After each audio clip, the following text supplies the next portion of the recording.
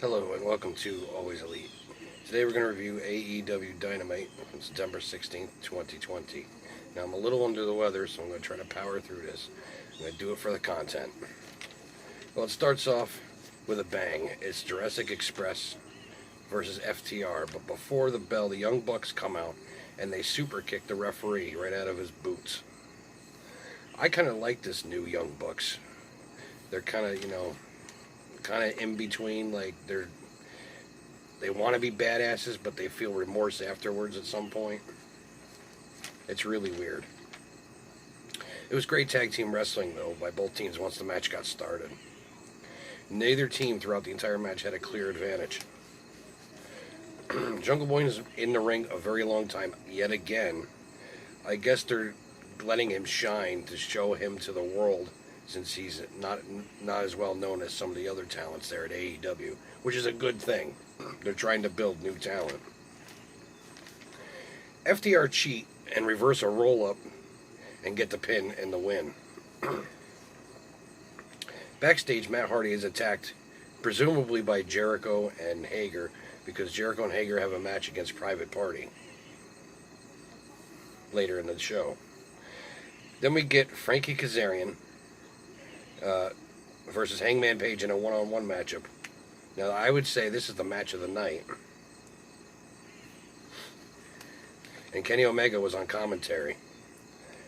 Kaz is up early with wrestling moves, but Page counters with a lot of power moves.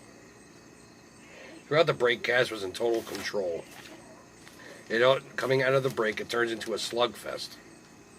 It was such a good match. After a great series of moves by both sides, Page hits the buckshot lariat for the win. After the match, Page looks for Omega for congratulations, but Omega had left immediately after the 3 count. Next, it was MJF with Wardlow versus Shawn Dean. MJF pokes Dean in the eye and puts on the salt of the earth, and Dean immediately taps out. You're talking maybe 10 seconds.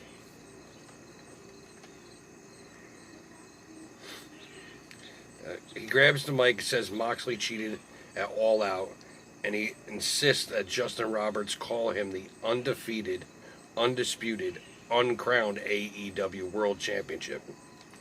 How good is MJF? I mean, he's amazing on the mic. He's not bad at wrestling either, but his mic skills are on point. MJF says that it's time for him to join a faction, because everybody's joining factions these days. So could this be a start of him looking for somebody to join with, or start his own faction? Only time will tell. Then Eddie Kingston comes out with his crew.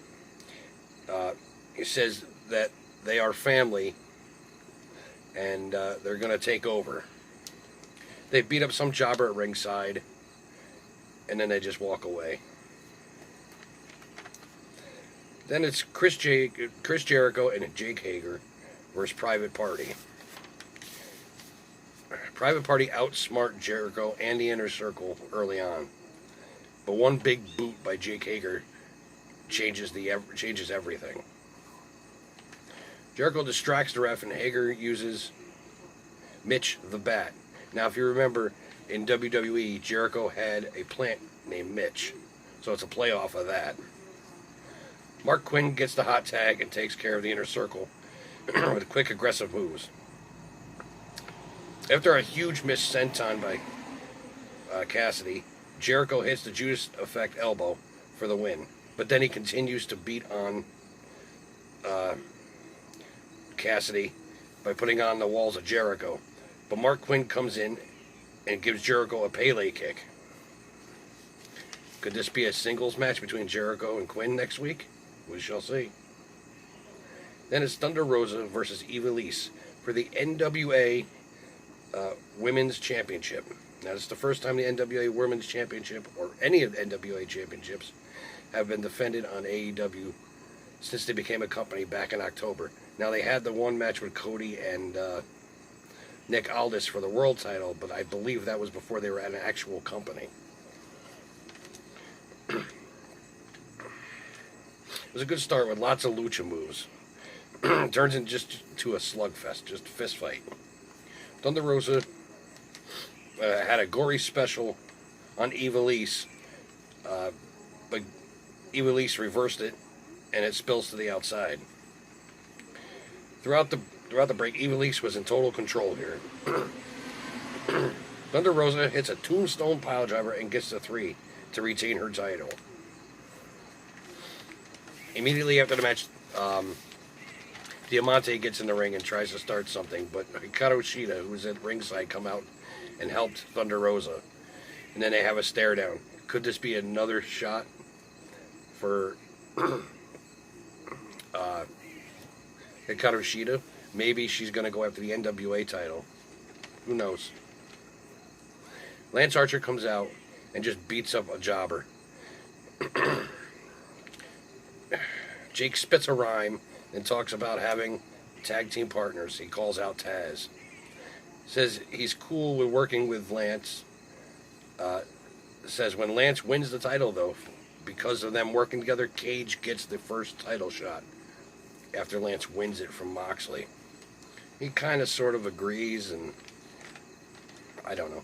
Moxley's music hits, and down he strolls. Starks and Cage jump Moxley. Will Hobbs comes out with a chair and helps Moxley. Moxley says next week it's going to be a 6-man tag between you 3, and it's going to be me, Hobbs, and calls into the camera, calls for Darby Allin to come next week so that they can have a match. Then it's main event time. It's the Best Friends versus Santana and Ortiz in a parking lot brawl, which was one of the better parking lot brawls I've seen in a long time. It was definitely a brawl. Cars are getting dented, objects getting broken. Best Friends just go nuts right from the start. Trent slams Ortiz into the hood of a car. Santana grabs a baton and takes out Best Friends. Well, what can I say? It's a war. Lots of things were very, very broken by the end of this match. In the end, Orange Cassidy pops out from one of the trunks of the car and hits an orange punch, and then a crunchy by Trent, and they get the pin for the win. Well, that's the end of Dynamite. Let me know what you think in the comments below. And until next time, always be elite.